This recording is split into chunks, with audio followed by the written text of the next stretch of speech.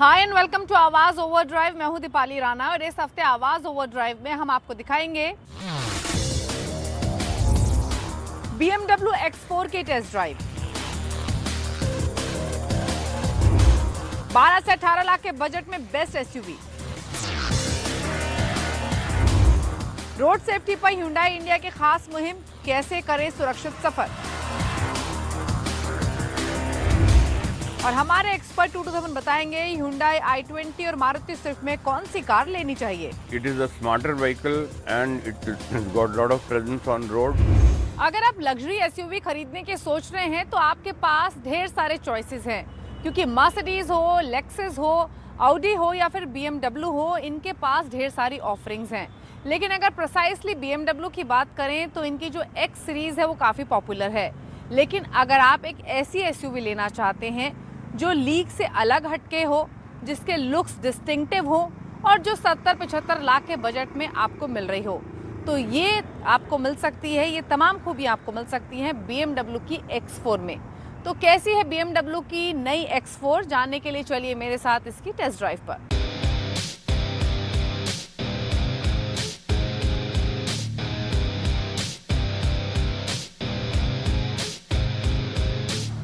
क्या आपको पता है कि इस कैलेंडर ईयर में जो फर्स्ट 6 मंथ्स रहे हैं वो BMW के लिए सेल्स के हिसाब से अमेजिंग मंथ्स रहे हैं। दरअसल जनवरी टू जून जो कंपनी ने सेल्स की हैं वो best ever half yearly sales company ने रिपोर्ट की हैं, जिसमें 5570 यूनिट्स गाड़ियों की बेची हैं और 3114 यूनिट्स मोटरसाइकिल्स की बेची हैं।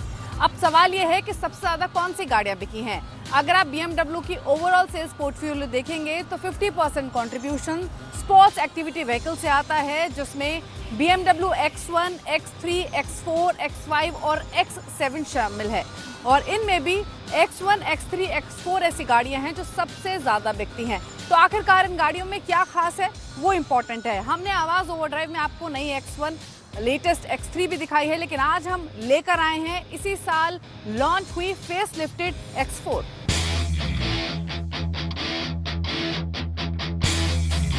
BMW X4 का जो फेस लिफ्टेड वर्जन है, इसे आप ब्लैक शैडो एडिशन का नाम भी दे सकते हैं, क्योंकि ब्लैक एलिमेंट्स आपको इस गाड़ी में ओवरऑल काफी दिखाई देंगे, फिर चाहे वो एक्सटीरियर्स हो या फिर इंटीरियर्स हो। हालांकि इस फेस लिफ्टेड वर्जन की बात करें तो जो भी हाल ही में नई BMW की एसयूवीज आई हैं, जो फेस लिफ्टेड वर्जन आए हैं, फिर चाहे वो X3 ही क्यों ना हो, उसी की तरह इसमें रिजेम्बलेंस आपको दिखाई देगी, वही चेंजेस नजर आएंगे। चेंजेस के तौर पे अब नई X4 की जो किडनी ग्रिल है उसका साइज थोड़ा बड़ा हो गया है। जो हेडलैम्प्स हैं LED, उनका साइज थोड़ा सा स्लिम हो गया है। आपको नीचे जो एयर वेंट्स दिखाई देंगे दोनों साइड्स में, वो अब थोड़े बड़े हैं साइज में। ब्लैक एडिशन का जो हमने जिक्र किया वो आपको फ्रंट में काफी दिखाई देंगे। क्रोम की जगह आपको अब ग्रिल के चारों तरफ ये ब्लैक एलिमेंट दिखेगा। हेडलैम्प्स में भी आपको ब्लैक एलिमेंट नजर आएगा। नीचे अगर आप बम्पर को देखेंगे या इन एयर वेंट्स को देखेंगे तो यहाँ भी ब्लैक एलिमेंट्स दिए गए हैं। इसके अलावा पहले के मुकाबले इसकी जो लाइंस हैं, बॉडी लाइंस हैं, यहाँ पर जो क्रीजेस हैं, उनको थोड़ा और शार्प किया गया है।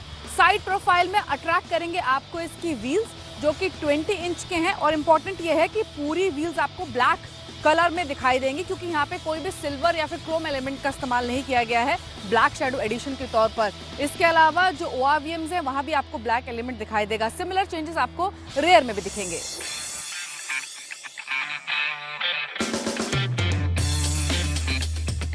X4 क्योंकि कूपे है तो इसीलिए आपको स्लोपिंग रूफ लाइन दिखाई देगी।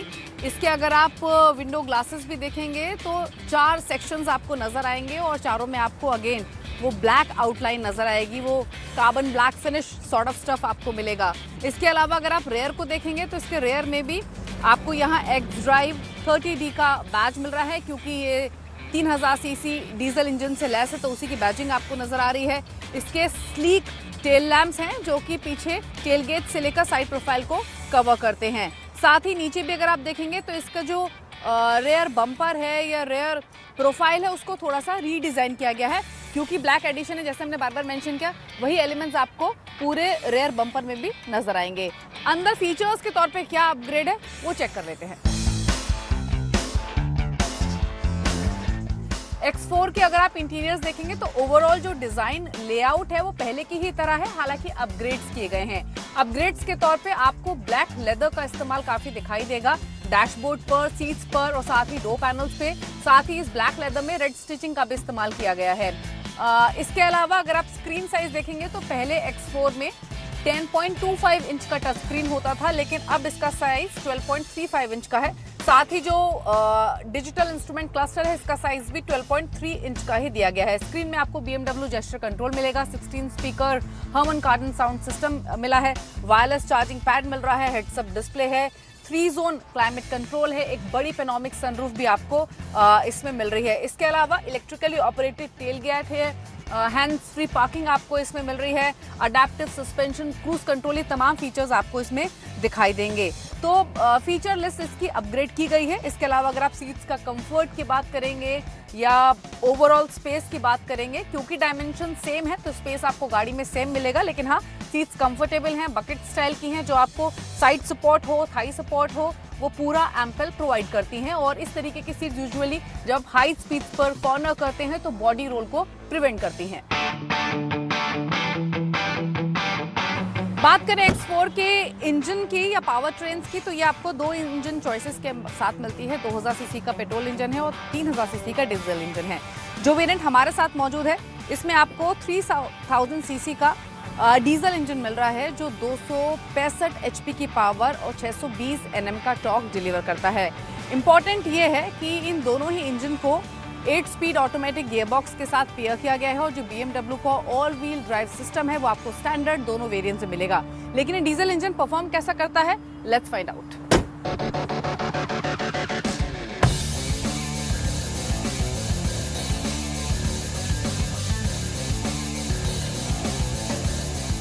X4 में आपको 2 इंजन चॉइसेस मिल रही है, लेकिन जो मॉडल हमारे पास है ये डीजल इंजन से लेस है।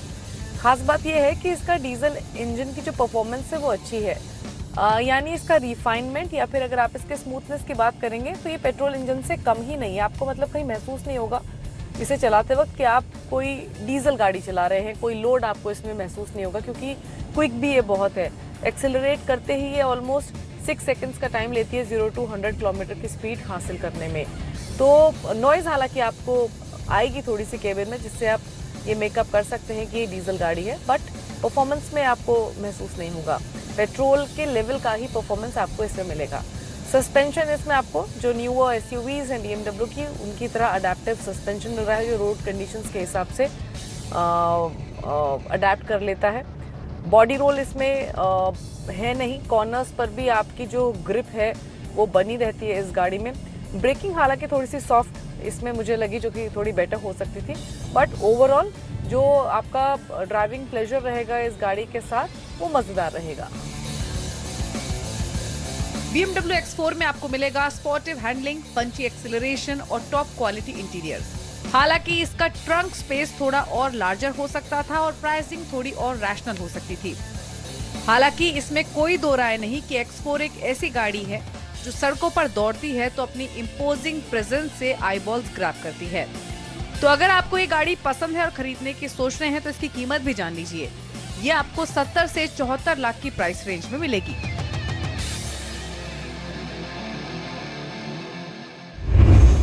लग्जरी SUV सेगमेंट में BMW X4 एक अच्छी चॉइस है, क्योंकि लुक्स, फीचर्स और परफॉर्मेंस के मामले में इसकी पहचान अलग है।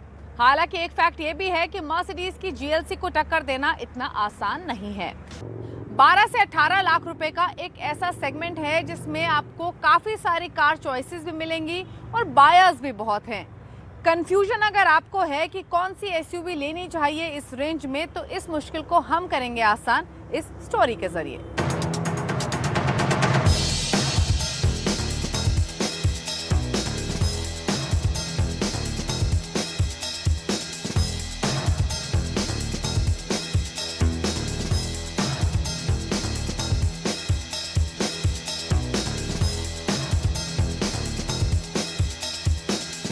पंद्रह से 18 लाख का बजट है और इस बजट में आप SUV खरीदने की सोच रहे हैं तो इस सेगमेंट में कई गाड़ियां हैं, लेकिन 3 सबसे ज्यादा पॉपुलर है। इनमें हुंडई की क्रेटा लीड कर रही है, दूसरी है किया की सेल्टोस और तीसरी गाड़ी जो कुछ दिन पहले ही आई थी वो है स्कोडा की कुशाक। और आप भी असमंजस में हैं कि इनमें से कौन सी गाड़ी लें, तो मैं इस असमंजस को दूर करूंगा और बताऊंगा कौन सी गाड़ी आपके लिए बेस्ट है। तो सबसे पहले आप इनकी कीमत जान लीजिए, क्योंकि खरीदारी का जो पहला पैमाना होता है वो कीमत ही होता है। तो क्रेटा कीमत शुरू होती है करीब 10.5 लाख से, जाती है 18,18,000 के आसपास। और जो सेल्टोस हैं उसकी कीमत शुरू होती है 10,19,000 से और जाती है 17 लाख के आसपास। और जो कुशाक है जो पिछले साल लॉन्च हुई थी उसकी कीमत शुरू होती है 11 लाख से, जाती है 18,80,000 के आसपास। जितना ज़्यादा व्हील बेस उतना ज़्यादा स्पेस। तो व्हील बेस के मामले में देखें तो क्रेटा और सेल्टोस में आपको 2610 mm का व्हील बेस मिलता है, जबकि जो स्कोडा कुशाक है उसमें आपको 2651 mm का व्हील बेस मिलता है। यानी उसमें थोड़ी सी स्पेस आपको ज़्यादा मिलता है क्रेटा और सेल्टोस के मुकाबले। एसयूवी है तो आप इसमें बूट स्पेस भी आपको चाहिए, क्योंकि ढेर सारा आपको सामान भी लेके जाना होता है।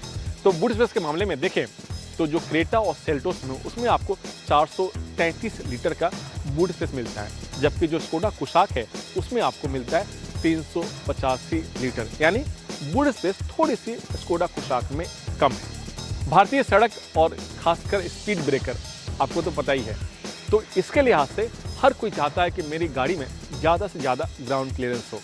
तो इन तीनों गाड़ियों में ग्राउंड क्लियरेंस देख लेते हैं। तो ग्राउंड क्लियरेंस के लिहाज से क्रेटा और जो सेल्टोस है उसमें आपको 190 mm का ग्राउंड क्लियरेंस मिलता है, जबकि जो स्कोडा कुशाक है उसकी जो ग्राउंड क्लियरेंस है वो है 155 mm।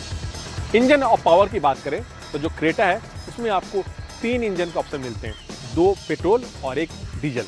जो पेट्रोल है उसमें 1.5 लीटर जिसका पावर आउटपुट है 115 bhp, और दूसरा है टर्बो इंजन, जी हाँ 1.4 लीटर जिसका पावर आउटपुट है 140 bhp। और जो तीसरा इंजन है वो है डीजल इंजन जिसमें कैपेसिटी है 1.5 लीटर जिसका पावर आउटपुट है 115 bhp।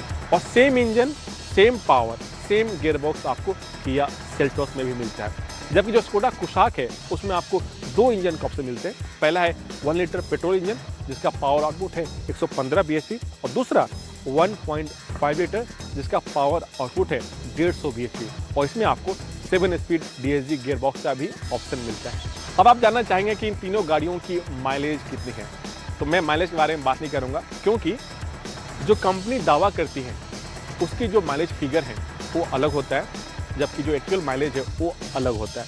क्योंकि माइलेज डिपेंड करता है कि आप गाड़ी कैसे चलाते हैं, आपकी गाड़ी की कंडीशन कैसी है, किस रोड पे चला रहे हैं, ट्रैफिक है या नहीं है, या फिर आपकी जो ड्राइविंग हैबिट है वो कितनी बेहतर है। तो ये तो माइलेज बड़ा ही काफ़ी कठिन असमंजस वाली चीज़ होती है।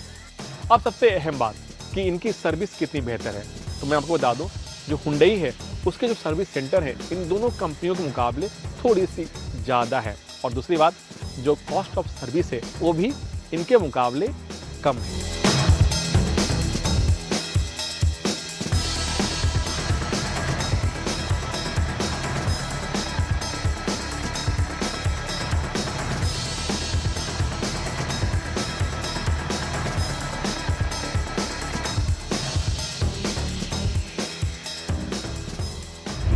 ड्राइविंग करते वक्त हमें किन बातों का ध्यान रखना चाहिए ताकि आप भी सुरक्षित रहें और दूसरे भी सुरक्षित रहें, इसके लिए हम एक खास कैंपेन लेकर आए हैं। दरअसल Hyundai इंडिया और CNBC आवाज मिलकर be the better guy road safety campaign लेकर आए हैं। इस पर हमने खास रिसर्च की, लोगों से बातचीत की। देखिए इसी पर एक खास स्टोरी।